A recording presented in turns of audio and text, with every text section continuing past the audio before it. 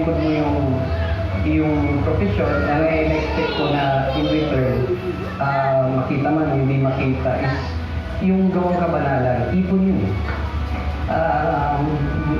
Ang in-expect ko is hoping makaipon ako ng makaipon, ma-reach yung goal na yung sinasabi ni Kuya na ginagawa natin ito mabuti para maligtas tayo.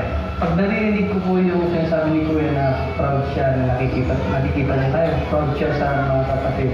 Kung proud siya, mas proud na proud kami dahil kay Kuya.